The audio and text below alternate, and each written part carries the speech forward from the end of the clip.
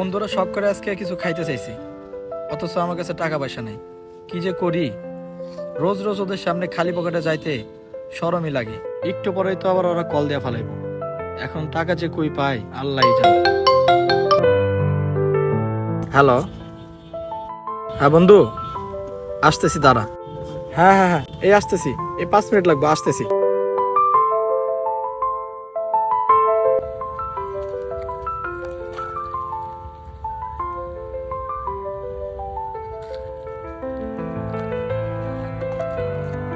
আইতাছে, ও 5 মিনিটের ভিতরে আইতাছে। বন্ধু, ওর যে কইলি খাওয়ানোর কথা, ওর কাছে তো টিয়া পয়সা থাকে না। ওর চাপ দেওয়াটা কি ঠিক হইলো? তা অবশ্য ঠিক কইছস, ওটা চাপ দেওয়া ঠিক হইল না। ল একটা কাম করি, ও তো 5 মিনিটের মধ্যে এনে আইবো, আমরা কিছু টেয়া রাখি, তে পায়ে ও আমাকে খাওয়ায় নাকি। আর মন মানসিকতা চেক করি। ল এনেই রাই, হ্যাঁ হ্যাঁ, এনে রাখ। আয় আমরা এনে যাবো হিয়া।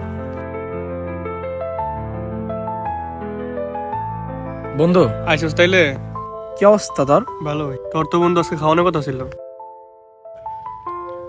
বন্ধু, তগর তো আজকে আমার খাওয়ানোর কথা ছিল, কিন্তু আমার কাছে তো টাকা পয়সা নাই। এত কিছু তো বুঝি না। আচ্ছা, তোর খাওয়ানোর কথা তুই খাওয়াবি, আমার তো টাকা পয়সা কিছু আনি নাই। বন্ধু, সত্যি কথা বলতে কি, আমার কাছে 500 টাকা আছে। রাস্তা দিয়ে যখন আসতেছিলাম তখন 500 টাকা পাইছি আমি। এখন এই টাকা কি তোদের খাওয়ানো ঠিক হইব? তবে তোরা যদি বলস তাহলে এই টাকা খাওয়াইতে পারি, তবে কিছু টাকা খাওয়াই আর কিছু টাকা মসজিদে দিয়ে দেই, এটাই সবচেয়ে ভালো হয়। বন্ধু, তোর খাওয়ান লাগবো না, তুই পরীক্ষায় পাস। বন্ধু, পরীক্ষায় পাস মানে? আমি তো কিছু বুঝতেছি না, কি বলতেছিস তোরা? বন্ধু দেখ, আমরা জানি তোর পরিবারের অবস্থা ভালো না, তোর কাছে তেমন টাকা থাকে না। আর তুই চাইলেও আমাকে খাওয়াইতে পারবি না, মানে আমরা জানি তুই পারবি না। এর লিগে আমরা কি করছিলাম, ওই জায়গায় কিছু টাকা রাখছিলাম, মানে তোর কাছে টাকা থাকলে আমাকে খাওয়াবি কিনা এটা পরীক্ষা করার জন্য। তাহলে এখন বুঝছিস বিষয়টা? হ্যাঁ বন্ধু, বুঝছি। তাইলে বন্ধু ল, তোর কাছে যে 500 টাকা আছে ওইটা দিয়ে ভরপুর খায় হিগা সবাই। চল ওঠ।